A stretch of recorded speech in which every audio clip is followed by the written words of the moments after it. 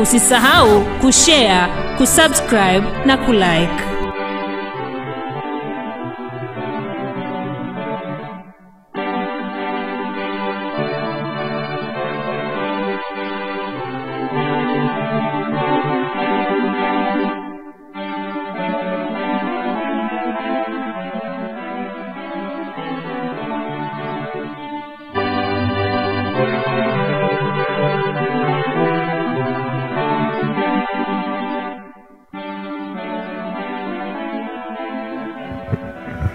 Kama ambavyo baba askofu ameshatueleza, tulikuja hapa ilikuwa ni mwaka jana kama sijakosea mwezi wa 8 baada ya jubilei ya baba askofu. Tulikuja na huyu mama tukatembea kwenda huku chini na sehemu mbalimbali, na uhitaji mkubwa kwa kina mama ulionekana kuwa ni maji. Na sasa maji ya kunywa.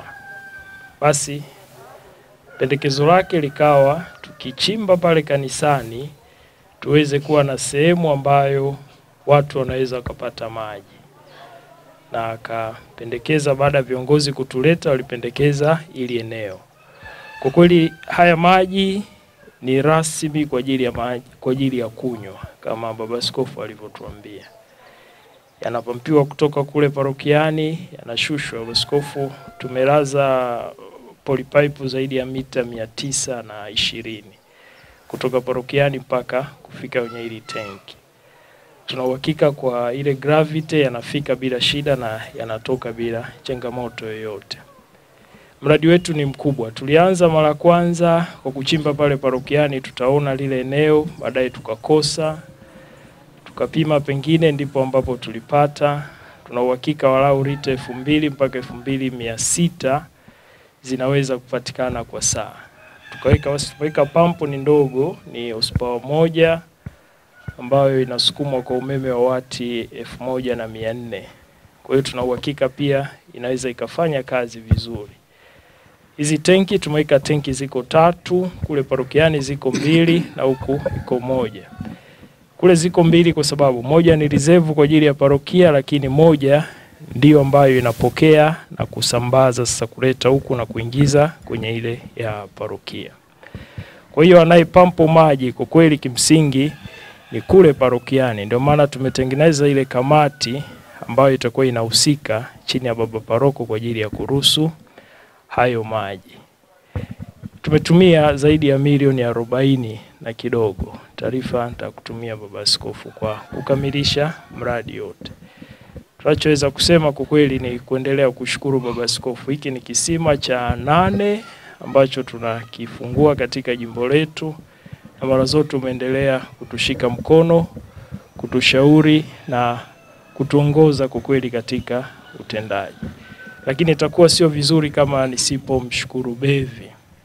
Bevi, as the bishop has said, we thank you for your gratitude and your sacrifice always for the diocese. And here the bishop is ready to open this project. It's just a part of your sacrifice and also your donation for the people of Mwangika. We thank you. Asante sana baba askofu, karibu utufungulie.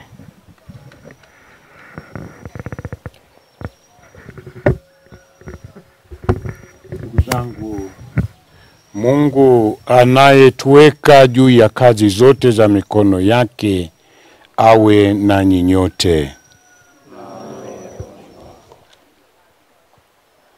Tumuombe na kumsifu daima Mungu wetu, ambaye katika maongozi yake matakatifu anapenda kutumiminia baraka zake, na anamimina baraka hizo juu ya wote wanaojitolea kufanya kazi. Sisi tumepata mradi huu kama sehemu ya kazi yetu na ndugu zetu. Mungu ahimidiwe sasa na hata milele.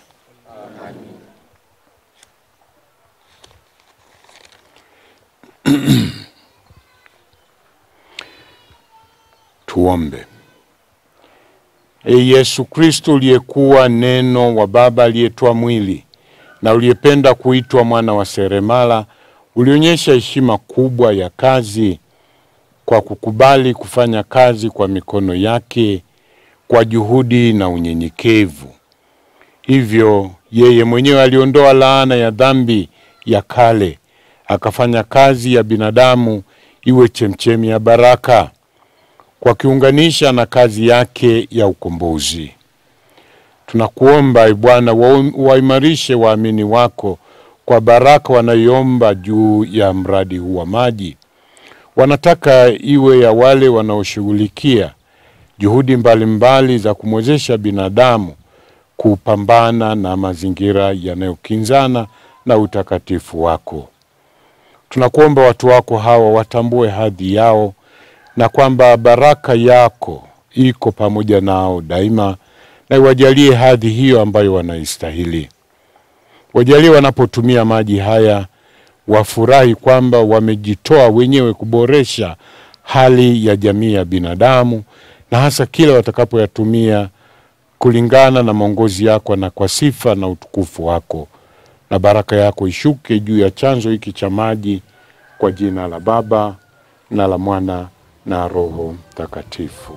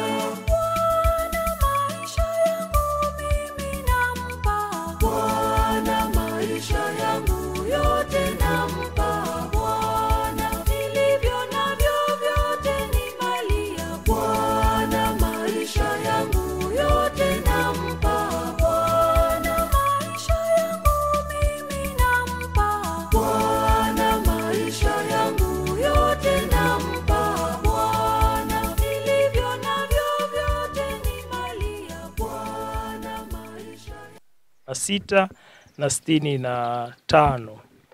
Kule chini hatukupata, kwa hiyo tunategemea sana sana hizo sehemu kubwa 3. Lakini wingi wa maji na ukubwa hizo chemchemi, tunaamini kabisa kwamba maji yanaweza yakatutosha kwa matumizi yetu ya kawaida. Kombe Baba Askofu uweze kutufungulia, na pampu yetu ndio kama nilivyosema kule chini inasukumwa na umeme wa jua. Sasa ndio tunapenda kutumia zaidi kuliko umeme wa TANESCO. Umeme wa TANESCO mpaka sasa hatujaunganisha kwa sababu unaotumika hapa parokiani ni fezi moja. Ukiunganisha kwenye pampu unagoma kufikisha voti 220. Kwa tumejaribu mara kwanza, pompu yetu ikataka kuungua, ikabidi tuache umeme wa sola peke yake. Tunaamini jua linapowaka maji yanaingia na hakuna changamoto ambayo itajitokeza mpaka pale ambapo tutapata umeme wa fezi 3. Baba Askofu, tunaomba utufungulie. Japo kitambaa chetu kimejaa rangi lakini hakizuii kufungua. Baba Askofu, karibu.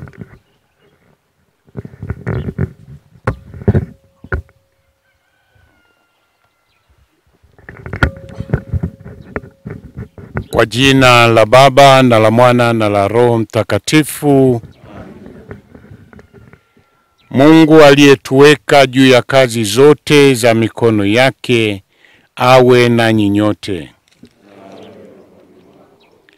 Tumuombe sasa na kumsifu daima Mungu wetu, ambaye katika maongozi yake matakatifu anapenda kumimina baraka zake juu ya wote wanaofanya kazi, na kwa namna pekee hata waliofanya kazi mahali hapa, kuanzia wafadhili wetu waliotupatia fedha za mradi huu, lakini na wale wote ambao wamejitoa na watakaoendelea kujitoa kwa ajili ya ulinzi na matumizi ya mradi huu. Uhimidiwe Mungu sasa na hata milele na milele. Amina. Tuombe.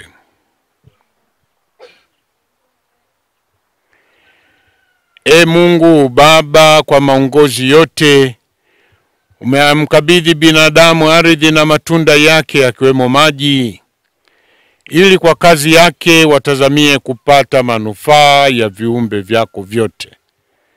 Maji yanahitajika kwa ajili ya binadamu wako, mimea pamoja na wanyama. Tunaomba baraka yako kwa wote ambao wamewezesha mradi huu kama wazalishaji wa neema yako. Kwa heshima na haki na upendo, wajitambue wanashughulikia manufaa ya wote, na hasa tunapotumia maji ya kisima hiki. Na hivyo kila mmoja wetu apate kufurahia kwa kuchangiwa ustawi wake na wajirani katika maisha yetu hapa duniani. Na sasa Mungu, baraka yako ishuke juu ya kisima hiki. Wabariki pia wale wote watakaotumia maji ya kisima hiki. Wewe Mungu Baba mwenyezi na mema yote, ambao unaendelea kutuamuru tusaidiane kama ndugu katika kutekeleza majukumu yetu hapa duniani. Watazame kwa wema ninyi nyote ambao mnategemea kuburudishwa na maji ya kisima hiki kwa sifa na utukufu wake milele na milele. Tendo la kushangilia kwa makofi na vigelegele. Basi kwa sababu ya rangi, niombe tu wasaidie kufungua Askofu.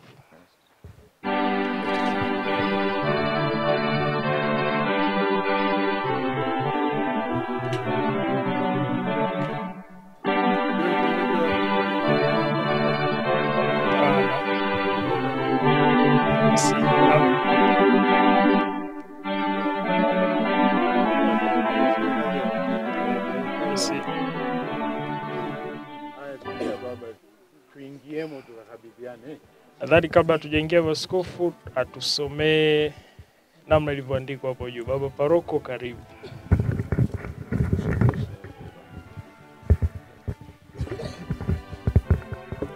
Basi nasoma, imeandikwa Catholic Diocese of Geita, Vivo Utu Saviam, Geita Waters Limited, Mwangika Parish Project, donated by Engoma Living Waters. The 29th March 2025 from USA. Basi naomba nitafasiri ilivyoandikwa. Jimbo Katoliki la Geita, Vivo Saviam, hiyo ni kampuni ya uchimbaji wa maji ambayo inamilikiwa na Jimbo la Geita ikiwa chini ya Baba Askofu. Manake tunaishi kusaidia. Ndio maana ya Vivo ut Serviam. Tunaishi kwa ajili ya kusaidia. Tunasaidia katika nini? Tunasaidia katika upatikanaji wa maji. Na tumesaidia sasa upatikanaji wa maji katika parokia yetu ya Mwangika kwa msaada wa watu wa Ingoma Living Waters. Hawa ni marafiki wa Bevi ambao wamekuwa mara zote wakitusaidia. Basi nashukuru sana Baba Askofu, na sasa tufungue mlango kwa ajili ya kuingia.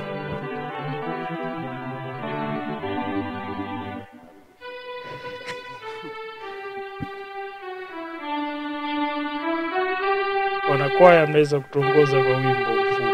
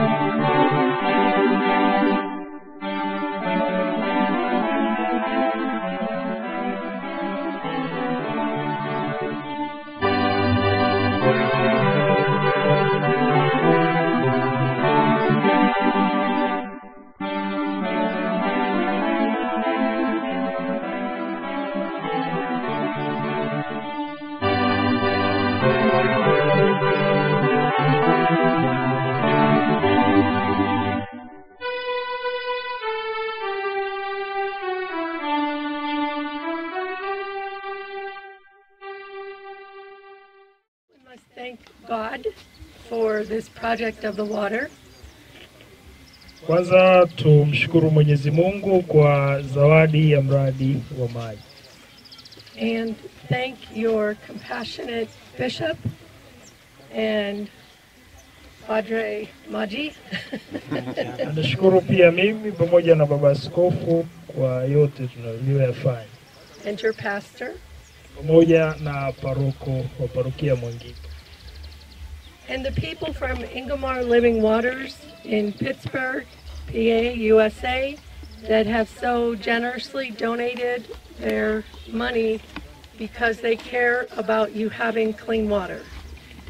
Pia nawashukuru watu wa Ingoma Living Waters ambao wamekuwa wakitoa chochote kwa ajili ya upatikanaji wa maji. Wanafurahi kwa kuona mahitaji yenu ya upatikanaji wa maji yanafanikiwa. And also from the Diocese of Pittsburgh, the bishop and the deacon in charge of missions also contributed money and time.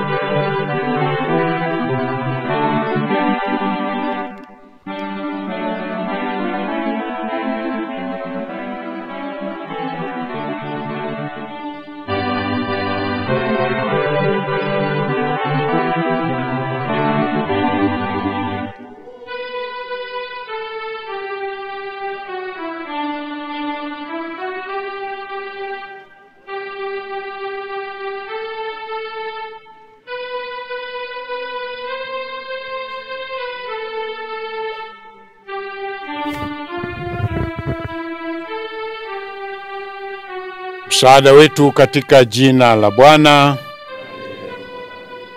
Bwana awe nanyi. Tuombe. Mungu, kwa maongozi yako ya ajabu, unapenda kubariki wingi wa kazi zote za binadamu zinazohusu nguvu za kimwili na za kiakili. Ujalie wote watakaojibidisha kuchunguza masuala ya kutolea wajibu wapate msaada wako.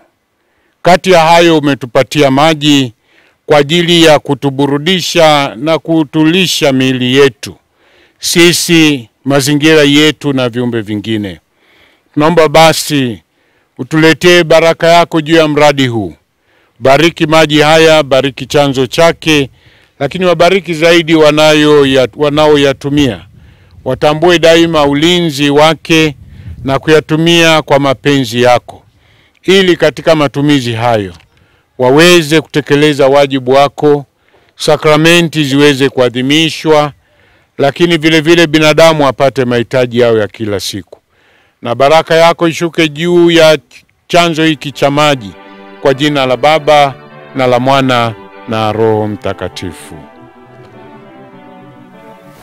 Baby, we are opening.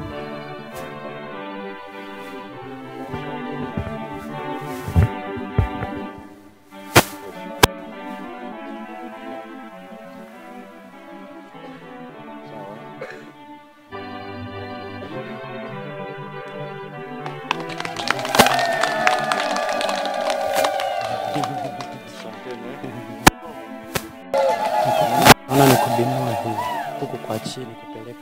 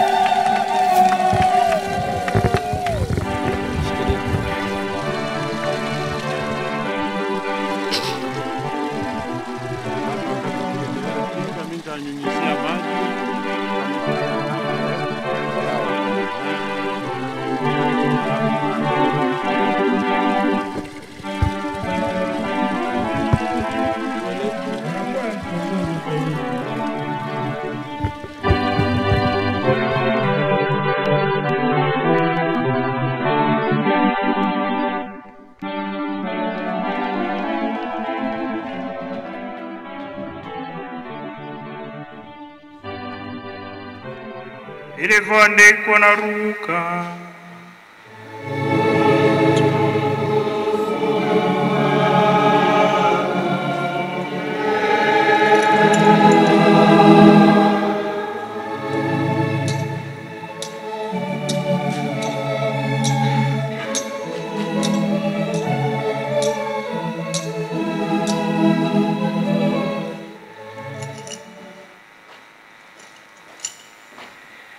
Sura ya 18 aya ya 9 hadi ya 14. Yesu aliwaambia mfano huu watu waliojikinai ya kuwa wao ni wenye haki, kiwadharau wengine wote. Watu wawili walipanda kwenda hekaluni kusali, mmoja mfarisayo na wa pili mtoza ushuru. Yule mfarisayo akasimama akiomba hivi moyoni mwake: E Mungu, nakushukuru kwa kuwa mimi si kama watu wengine, wanyang'anyi, wadhalimu, wazinzi, wala kama huyu mtoza ushuru. Mimi nafunga mara 2 kwa juma, hutoa zaka katika mapato yangu yote. Lakini yule mtoza ushuru alisimama mbali, wala hakuthubutu hata kuinua macho yake mbinguni, bali alijipiga kifua akisema: E Mungu, uniwie radhi mimi mwenye dhambi. Nawaambia, huyu alishuka kwenda nyumbani yake amehesabiwa haki kuliko yule, kwa maana kila akwezaye atadhiriwa, naye ajidhirie atakwezwa. Neno la Bwana.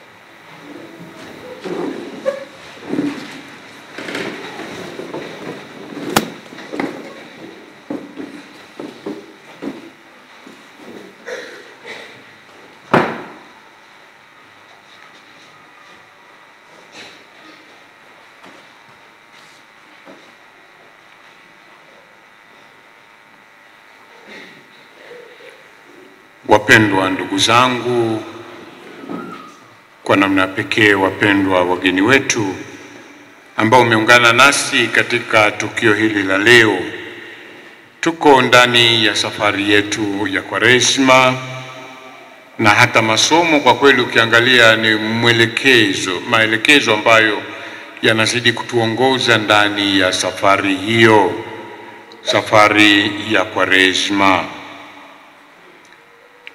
Sehemu ya kwanza, katika somo la kwanza tumesikia Nabii Hosea akiendelea kutuonyesha nguvu ya Mungu katika maisha yetu, pale ambapo kama binadamu tunatambua uovu wetu na tunaonja uovu huo ni chukizo kwa Mungu. Chukizo kiasi kwamba tunaweza kufikia hata tukataka, kama Hosea anavyosema, kukwepa ule wajibu wa mapungufu yetu na kuona Mungu ndiye ananipelekea haya, yale ambayo kwa kweli tumechagua kwa hiari yetu wenyewe. Katika hayo nabii anatukumbusha kwamba Mwenyezi Mungu anasema, ninachotaka ni fadhili wala si sadaka. Fadhili ni hali ya kubadilika kwa ndani, ukatambua, ukaonja kwamba hiki ni kibaya kwa Mungu na kwa jirani, nataka nikiondoe, alafu juu yake unaweka sadaka. Kumbe sadaka haikataliwi, lakini ije juu ya fadhili. Ni kama si fidia zaidi. Hatuwezi kumlipa Mungu fidia kwa maovu yetu, lakini tunaweza kutoa shukurani kwa huruma yake, kwamba sisi katika uovu tunaweza kubadilika na kuchukua njia nyingi kwa msaada wa Mungu, halafu baadaye tukatoa sadaka ya kumshukuru. Kwa hiyo nabii anatukumbusha kipindi hiki ni kweli ni kipindi cha sadaka, kujitoa, kujisadaka zaidi, si kwa sababu ni madeni Mungu ametupatia tunaenda tunamlipa kidogo kidogo, tunamshukuru tu kwa hata nguvu hiyo ya kutambua sisi ni wadhambi na tukaweza kurudi kwake. Tunapotenda hilo, Kristo katika Injili anatuambia chukueni tahadhari. Huyu mtu mmoja mwema kabisa, na Kristo anaonyesha ni mwema. Haya ni kweli ameyafanya.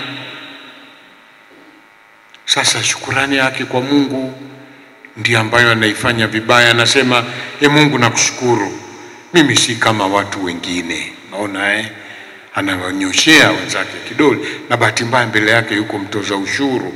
Hao watu walihukumiwa dhambi hata mara nyingine bila kutenda dhambi. Anampakazia tu mtu, anasema mimi sio kama hao wanyang'anyi, wadhalimu, wazinzi, wala kama huyu mtoza ushuru. Anamnyoshia kidole mwenzake mbele ya Mungu. Amefanikiwa, ni wazi kuyatenda hayo, lakini ni binadamu ambaye Yesu anataka kumwonyesha kuna kesho. Leo umefanikiwa, je, utabaki na uimara huo katika ubinadamu wako? Na kingine ni kwamba huyu mtoza ushuru hata kama ameanguka, basi ni katika mahangaiko na yeye. Ndio maana pamoja na mahangaiko yake wote mko mbele ya Mungu mkiomba. Tofauti yenu, unaomba shukurani, anaomba msamaha. Si ajabu kesho hali itabadilika, utakutana na huyu amekuja kushukuru, wewe. Sasa tukianza kunyoshiana vidole, Yesu anasema si sawa, sio toba. Tuko katika kumaliza wiki ya 3, juma la 3 la Kwaresma. Inawezekana kabisa katika juhudi ulizoweka unaonja nyota fulani na inang'aa, nimeshinda hili ambalo uliliweka mwanzo kabisa wa Kwaresma. Nataka nipambane na kilema changu hiki. Hayo mawasiliano, mbona uliyaweka kati yako na Mungu? Ulimwambia Mungu, wala hukuwa tayari kutuambia hata haya anayoyataja huyu, mimi ni mnyang'anyi, hayo umetamka mwenyewe peke yako na Mungu. Mimi ni dhalimu, korofi kabisa, umemwambia Mungu. Mimi ni mzinzi, mwambia Mungu. Na pengine yale ambayo watu hata wamekupakazia tu, mtoza ushuru huyu lazima atakuwa mwizi, mfanyabiashara huyu lazima anatupunja, pengine hata sio yako, lakini watu wanadhani na yenyewe umemwambia Mungu, kumbe hayo hata ukumwambia, kwa sababu majukumu yako, wajibu wako, kazi yako unaitekeleza vizuri, ila watu wamekupamba hivyo tu. Ni hayo ni ya kwao. Sasa yale ambayo tumefanikiwa wiki hii ya 3 kupigana nayo vita ni shukurani. Shukurani kama vile tulivyomwambia yale madudu kuatika ukimya na kuhakikisha kuna mtu anasikia, vile vile shukurani yetu tuipeleke kwa Mungu. Ndio anamtolea huyu mtoza ushuru. Yule mtoza ushuru alisimama mbali, wala hakuthubutu hata kuinua macho yake, bali alijipiga kifua akasema, Mungu uniwie radhi mimi mwenye dhambi. Si ajabu anazo nyingi, hata anaona kuanza kuzitaja. Huyu Mungu nitamtajia mangapi? Mimi nina dhambi nyingi. Huu ndio moyo wa Kwaresma. Hata kama tunaendelea kufanikiwa, bado sisi ni wahanga wa dhambi, hata kama hatujaanguka. Na kama ni mimi, ni nani mimi nimnyoshee kidole jirani yangu? Ninyi mnasema daima katika mambo yenu, eti unapambana na nini? Mzee, unapambana na nini? Unapambana na hali yako, si ndio? Hii ndio Kwaresma. Pambana na mbele ya Mungu.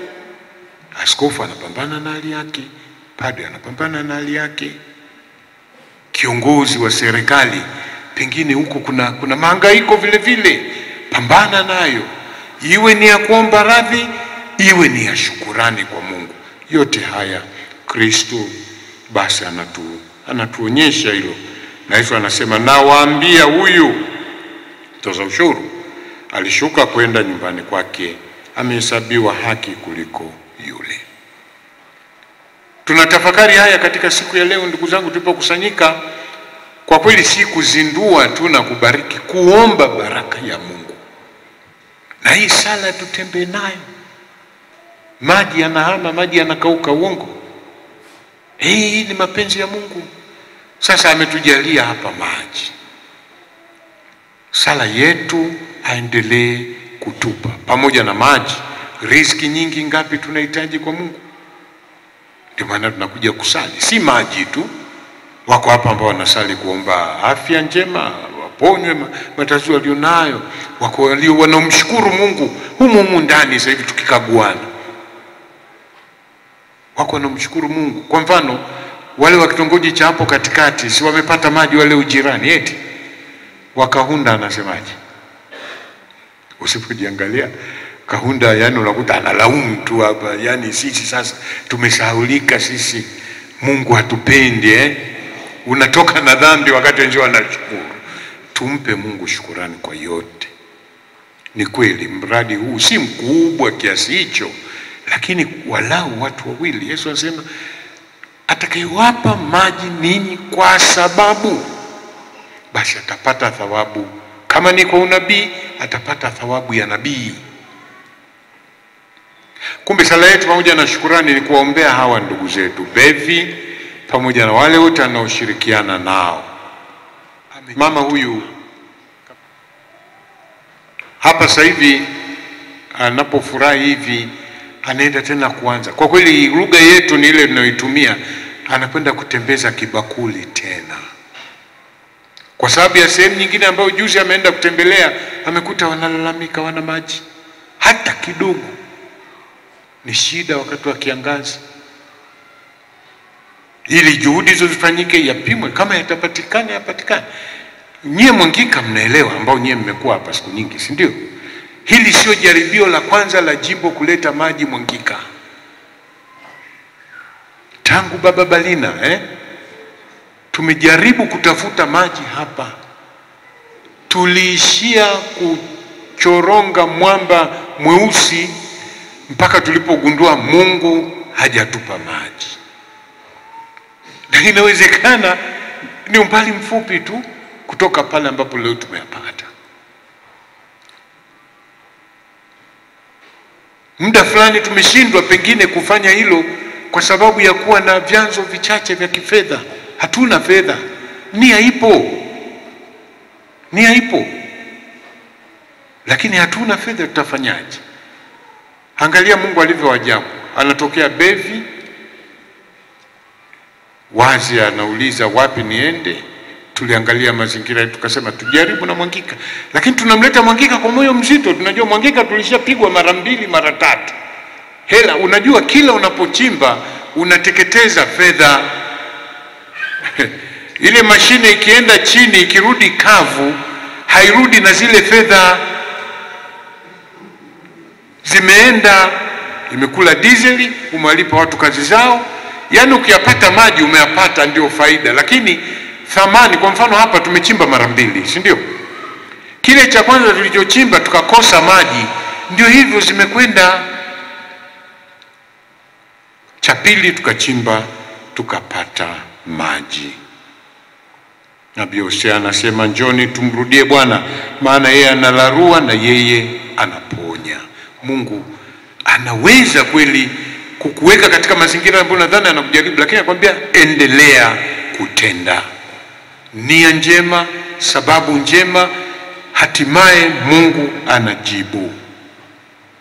Yeye ametupiga na yeye anatufunga jeraha zetu, na hata kutufikisha anasema katika ufufuko. Tena anasema ufufuko huko mbali, baada ya siku 2.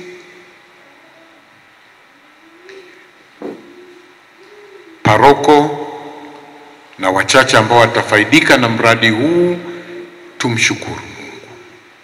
Tuchukue tahadhari, sio tukadhani sisi kama hawa kwenye Injili ndio tunastahili.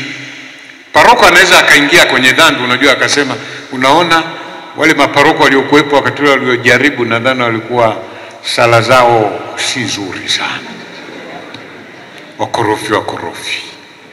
Mimi ndiye paroko mwenye sala. Hakuna, ni Mungu. Mungu unaona anatuongoza mpaka akatupeleka nje kabisa pale chini. Anaambia chimbeni hapa, tukapata maji. Lengo letu tulikuwa tuyapate maji pengine jirani na chumba cha paroko kabisa hapo nyuma, ili hata mtu akija kuchezea na nani anachota maji. Lakini Mungu akakataa yasipatikane hapa. Angekuwa paroko asiyelala na linda maji usiku kucha. Kwa hiyo Mungu ni mwema ndugu zangu tunapomshukuru, lakini tuwaombee hawa. Tumwombee Bevi kwa namna ya pekee. Bevi juzi alikuwa ananiambia kitu kimoja kizito sana. Katika kile kibakuli akishakusanya, akifikisha lengo fulani, nauli yake ya kuja na ya kurudi hachoti humo. Anachukua tena hela yake na mume wake, ndio ananunua tiketi, anajisafirisha mpaka Geita. Sio tunachofanya kidogo ni kumpokea pale Mwanza mpaka Geita, na sisi tunapata tena na vizawadi, pipi, tochi, sijui nini. Bado wema huu ambao kweli. Na yeye kwa nini mara nyingine ajiuze, ilikuwaje nikaelekea Geita? Ni kwa nini? Ziko sehemu nyingi anafahamu. Huyu amezunguka karibu sehemu kubwa ya dunia. Kwa nini hakwenda huko? Hata Tanzania sio kwamba ana marafiki jimbo la Geita peke yake. Ana marafiki Kilimanjaro, amekwisha kwenda mpaka kusini kule Mtwara, lakini mbona moyo wake kabaki Geita? Ni Mungu. Kwa tunaposhukuru, peana shukurani na kuomba, kwa kweli tumshukuru Mungu, tumuombe Mungu. Bevi, we thank you and those who have donated for the project. We say it's God's way, fulfilling and responding to the prayers of his people. And as we thank God, we continue praying for you and for everybody who has donated, contributed, and even just ideas how the future of this Usisahau project can kushare, be to respond kusubscribe na kulike. to the people's prayer in different parts of our diocese. Wish you all the best as we have fulfilled now another project, and looking forward now, if God wills, to have another project for different people in our area. So karibu sana, and may God bless you. Tumsifu Yesu Kristo.